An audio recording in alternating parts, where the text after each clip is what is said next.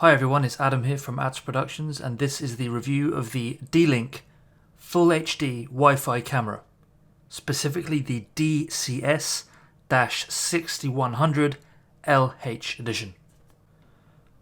Just looking at the box now, some of the key features include full 1080p capability, day and night modes, obviously meaning you can film when the lights are down and when they're up again, so you'll rest assured that you're having as much security as possible. There is sound and motion detection in here, as well as cloud recording and notifications. You can also use this alongside Google Assistant and Alexa.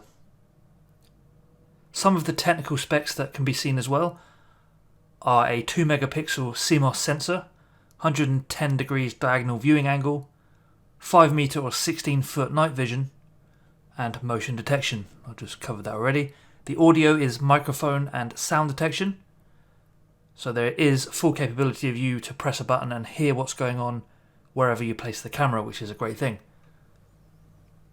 For power, this relies on a 5 volt DC 1 amp.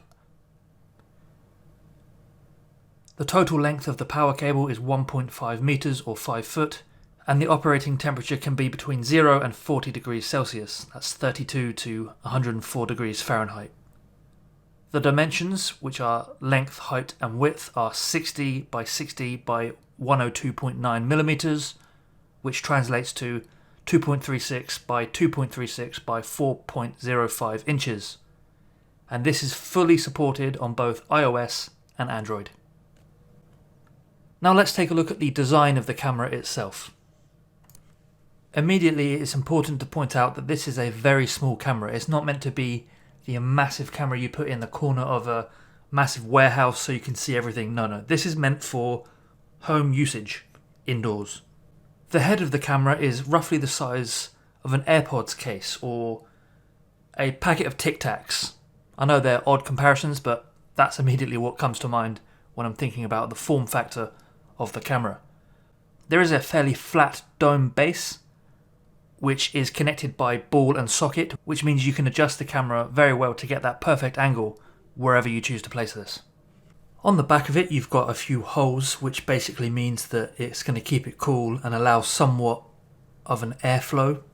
Not that there's going to be much air flowing, but it's just, instead of having an enclosed space, there's some room for it to breathe. There's also a tiny reset button, so if all else fails, you can go ahead and press this tiny reset button and it will reset back to factory reset conditions.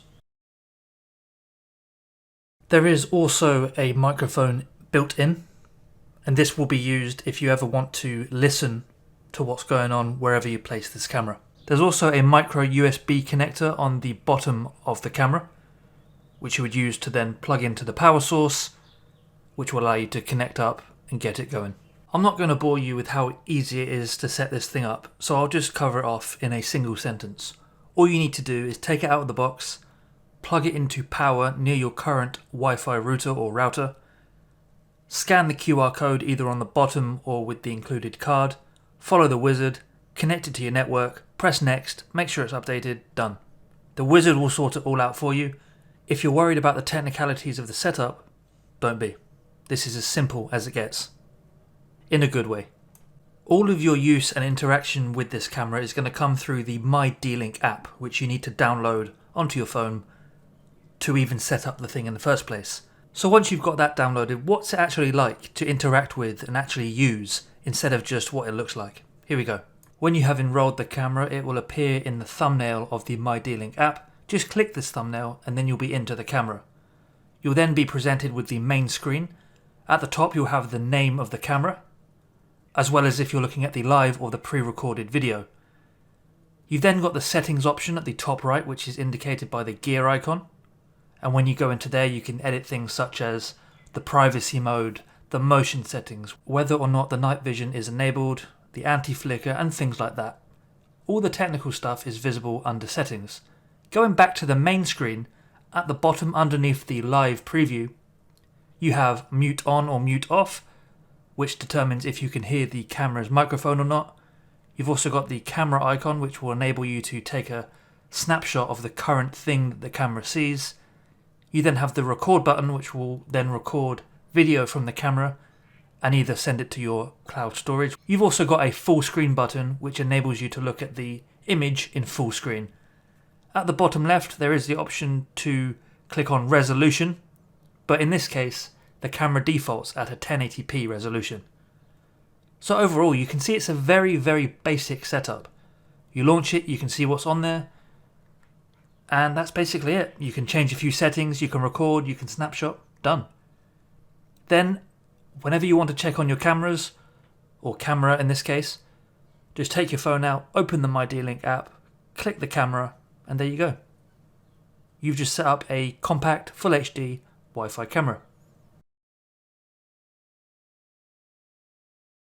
The biggest feature of this camera is its compact size. And by that I mean it's meant to stick in a corner of your house or in a room and not have it overwhelm the room or be an eyesore, and it does exactly that. It's small and discreet. Perfect. We also have the 1080p resolution, which isn't, all bells and whistles, but it's plenty enough to get the job done. When I was actually using this in combination with the D-Link app that you have to download, I did find that the notifications and the sound and motion detection feels like a premium product rather than the base level device that it actually is. It's great to know that you can be working away, doing your thing, and if it detects sound or motion, you will get a notification to your phone so you don't have to be constantly glued to it. Finding my way around the app was extremely simple as well. Somewhat too simple. It's great, it does the job, you can find what you need to using the navigation panes. It just feels very basic, and you'll probably find that when you come to use it. There are only a couple of menus, all do exactly what they need to, but there's nothing else, no sparkle, no shine to it.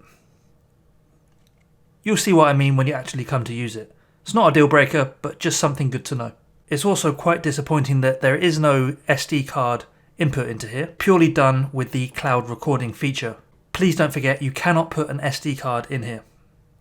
There is cloud recording options available, but the higher end of the scale is a paid service. Overall, this is a fantastic product. It's literally meant for somebody to walk down the technology aisle in a hardware store, or a tech store for that matter, and think, hey, I need a Wi-Fi camera. What's the kind of cheapest area? Okay, good. D-Link, I've heard of them. Wi-Fi, I know what that is. Compact size, perfect. Take it off the shelf, put it in the basket. It's not meant for somebody with a full-fledged surveillance system knowledge, networking already configured, anything like that. It's meant for the lower end of the end user. That's not meant in a disrespectful way, but it's meant in a entry-level user scenario.